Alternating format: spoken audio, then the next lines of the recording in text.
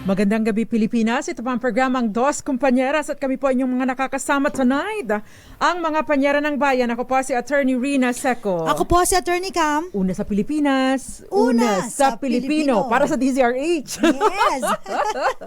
Na late. Magandang gabi po sa inyong lahat. Today is Friday! Ayun, excited na tayo mag-bakasyon talaga, Attorney Cam, dahil matapos ang isang linggong pagpupunyagi, panahon na para magpahinga man lang. Oo, kaya lang, kayo po ba ay nakakapahinga talaga ngayong weekend? O oras ng laba?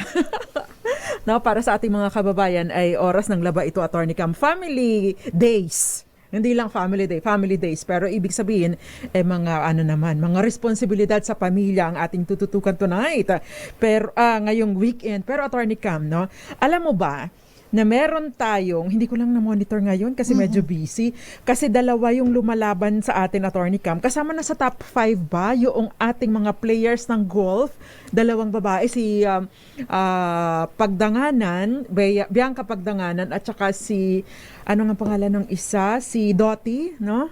Yun ang ating mga golfers, Attorney Cam, mga kababaihan na talaga namang kagagaling. Pero meron po tayong 2 gold medals, no? Tapos ay 2 bronze. Si Nesty Petesio at saka si Ira Villegas. Oo, yun po ang although naging masalimutang usapin dahil nga, Attorney Cam, sa paglutang ni Mami, anong pangalan ni Mami? Angelica Yulo. Wala naman sanang kinalaman ang publiko dito, no? Pero syempre nagbigay ng ingay at mas maingay pa siya, no? Kaysa sa kanyang anak na si Carlos Yulo. Dos Compañeras. Hindi naman maingay din ngayon yung girlfriend niya, si Chloe. Oo nga, so pareho silang maingay. Natawa na si Carlos ng dalawa. Sana ang focus natin ay si Carlos. Pero hindi po natin pag-uusapan yung mga isyong pang-pamilya. Dahil ang pag-uusapan po natin ngayon ay mga magagandang balita. Kala ko isyong pampinansyal. Hindi naman siya issue, legalidad. Yes. Mga legal issue, no? Ito naman actually basically, let's make it light, Attorney Cam, Yes. Dahil, Attorney Cam, It's maya-maya. Friday It's Friday. Pero before yung mga good news, doon sa mga tatanggapin or mga pledges ni Carlos Yulo, meron po kasing good news, para sa mga motorista dahil magkakaroon po ng malaking rollback sa presyo ng mga produktong petrolyo sa susunod na Martes. Ayon sa Department of Energy, maglalaro sa pagitan ng 230 hanggang 250 ang tapya sa kada litro ng gasolina. Huwag ka muna magpag-gas, Attorney Cam. Habang aasahan po ang rollback sa kerosene na nasa pagitan ng 235 hanggang 240 kada litro. Ang diesel naman ay magbabawas presyo din ng 190 hanggang 210 bawat litro. Ayan po ang good news. Dos Compañeras. At isa pang good news, Attorney Cam. Basahin mo na nga. Good news dahil marami nang matatanggap na cash incentives at kung ano-ano pang mga incentives si Carlos Yulo. Dahil sa kanyang 2 gold medals sa Back to Paris back. Olympics. Yan. Okay, isa-isahin natin. So meron siyang 35 million worth na fully furnished 3-bedroom na condominium galing sa Mega World. Kasama na po doon yung 3 million cash bonus. With 3 million cash bonus. At ito naman, mula naman sa national government, dahil back-to-back siya, 10 million per gold, kaya naman 20 million ang tatanggapin niya mula sa ating gobyerno. 6 million naman mula sa House of Representatives. MVP Sports Foundation, meron another 10 million. Meron din 10 million mula sa San Miguel Corporation, 5 million mula sa Siklab, Atleta Pilipinas Sports Foundation, 3 million mula sa Bounty Group Agro Ventures, at 1 million worth of products naman po mula sa SM Group. Makat kita dyan, Attorney Cam. Yes. Makat kita doon sa 1 million worth of products mula sa SM Retail Department Stores. Bakit naman sa isang taon lang ito? No, pahabahabain nyo naman, gawin nyo namang kahit 3 or 5 taon pag-avail doon sa Tsaka you know what? Doon sa 1 million. Kasi unless of course, medyo lavish ang ang pagsha-shopping mo. Pero kasi kung halimbawa, Yung 1 million, paano kung like food products, paano kung mag-expire ito? Tsaka, Sayang naman. panyera. Maliban na lang kung ipapamigay. Panyera. Sila yung isa sa pinakamalalaking malls dito. 1 million lang. Charot. Pero okay Tsaka na wag yun. na lagyan ng limit ng isang taon lang. Yes. No? 100,000 pesos mula sa Apollo free furniture. Yun ang ibibigay sa kanya. Lifetime free food and drinks. Vikings, Tipsy Pig, Don Macchiato, Samgyuniku Unlimited, and Japanese Korean Barbecue. Oh, grabe, busog na si Carlos nito. 20 million pesos mula sa Pagcor at iba pang free services mula sa Nexa Engineering at Bingawan Pandayan. Tama ba ako? Congratulations! Kaya sabi ko kay Panyera, mali ang tinahak nating profesyon, Panyera. Kaya lang, hindi naman ako mananalo. Dapat pala kinontinue ko ang pagiging gymnast ko nung ako Yun elementary. lang. Kaya lang kasi napakamahal din ng pagtitraining, Totoo Attorney yan. Cam. Dos Kumpanya. Ang tanong ngayon, ito po bang matatanggap na ito, no? Mga premyo ni Carlos Yulo ay mabubuwisan pa, no? Kasi yun ang tanong eh. Ang tanong kasi nung iba, Attorney Cam, granting kasi 'di ba sa ilalim po ng batas kapag meron kang bahay, aba magkano na ang Attorney Cam, paki-compute mo nga magkano ang amilyar per month, per year, no? Depende kasi ang Panyera, di ba? Doon sa mga lugar. Lagay mo 1.5%. Okay, Oo. 1.5. Lagay mo na Magkano lang na yan? 1.5% ng 5 million. 35 million. O, magkano Okay. yan? Times, Hindi, 32 million lang. Kasi 32 yung 3 million ay cash eh. hala, ang hina ko sa math. Ilan po ba? Tulungan nyo kami. Times, tingnan mo, error na ako. Gumagamit ako ng calculator, error pa ako Yung, ilan ba yung 1.5% ng 35 million? Wait lang. Yan. 3.5 na kasi 1.5. yung sa 350,000, tama ba ako? 525,000. 525,000 per annum ang babayaran niya sa amilyar. So dapat meron agad ganito kalaki yearly si Carlos Yulo pambayad sa kanyang amilyar. Dos Kumpanieras. Kumusta kaya ang Homeowners Association Nako, dues? mababa dyan, Panyera, siguro nasa yan. Siguro 3,000 siguro or 5,000. May mga ganun eh. Ipeg natin as 4K. Halimbawa. Maniwala ako sa iyo, yung kaliit-liit nga na unit ko Magkano ba sa inyo? 5,000 na eh. 5,000. Oo. Nga no. Kung ganyan. Is it 50,000? Tapos take note, Attorney Cam, na ito ay sa McKinley. Okay. Ibig sabihin, Mas mahal.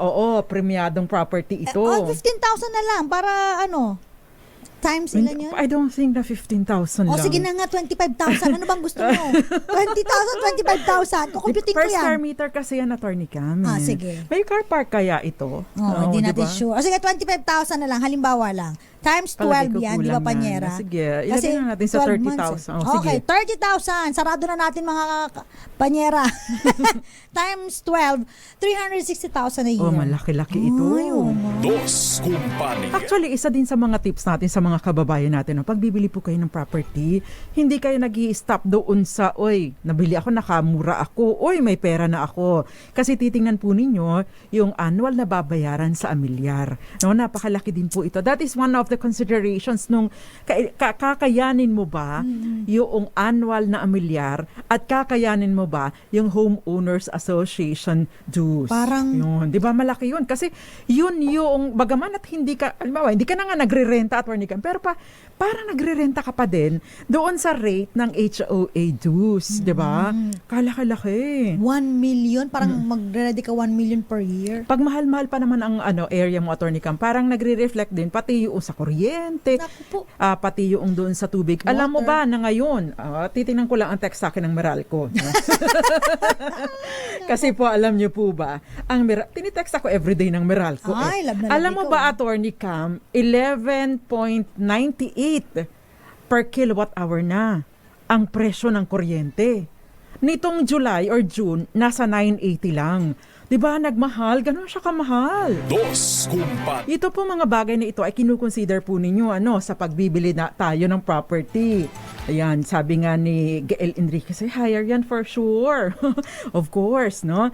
Pagkatapos pa, Attorney Cam, other than this, syempre, ang question ngayon ito po ba ay may donor's tax o income tax, no? Ano nga ba ang sinasabi ng batas patungkol dito? Meron po kasi tayong batas, yung of course, maliban pa sa train law, ay meron pong Republic Act 10699, yung National Athletes and Coaches Benefits and Incentives Act, no?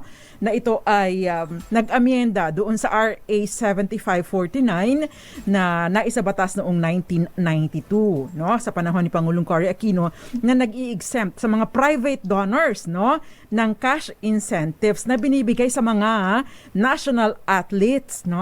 Dati ito, Attorney Cam, ang dami ng mga batas na nag-amyenda sa National Internal Revenue Code, yung mga issuances ng BIR at syempre itong 10699. Dos Compañeras. At kung may mga batas, actually Attorney Cam, may merong panukalang batas ngayon no, na ito ay nabigo noong panahon nung first gold winner natin, si Heidi Lynn Diaz, na ini-exempt sana yung mga private donations.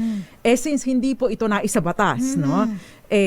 Binubuhay ulit nila ngayon bilang dagdag incentive para kay Carlos Yulo at sa iba pa nating mga atleta, sina Ira Villegas at saka si, anong pangalan nitong kay Nesty Petesio. Bakit naman sa isang taon lang ito? No, pahabahabain nyo naman, gawin nyo naman kahit 3 or 5 taon pag-avail doon sa Tsaka you know what? Doon sa 1 million. Kasi unless of course, medyo lavish ang ang pag-shopping mo. Pero kasi kung halimbawa, yung 1 million, paano kung mag-expire? Food products, paano kung mag-expire ito? Tsaka, naman. Panyera. Maliban na lang kung ipapamigay. Panyera. Sila yung isa sa pinakamalalaking malls dito. 1 million lang. Charot. Pero okay. Tsaka wag nang lagyan ng limit ng isang taon lang. Yes. 100,000 pesos mula sa Apollo Free Furniture. Yan ang bibigay sa kanya. Lifetime free food and drinks. Vikings, Tipsy Pig, Don Macchiato, Samgyuniku Unlimited, and Japanese Korean Barbecue. Oh, grabe, busog na si Carlos nito. 20 million pesos mula sa Pagcor at iba pang free services mula sa Nexa Engineering at Bingawan Pandayan. Tama ba ako? Congratulations! Kaya sabi ko kay Panyera, mali ang tinahak nating profesyon, Panyera. Kaya lang, hindi naman ako mananalo. Dapat pala kinontinue ko ang pagiging gymnast ko nung ako Yun elementary. Kaya lang kasi napakamahal din ng pagtitraining, Attorney Cam. Dos Compañeras. Ang tanong ngayon, ito po bang matatanggap na ito, no? Mga premyo ni Carlos Yulo ay mabubuhusan pa, no? Kasi yun ang tanong Ang tanong kasi ng iba, Attorney Cam, granting kasi 'di ba sa ilalim po ng batas kapag meron kang bahay, magkano na ang Attorney Cam, paki-compute mo nga magkano ang amilyar per month, per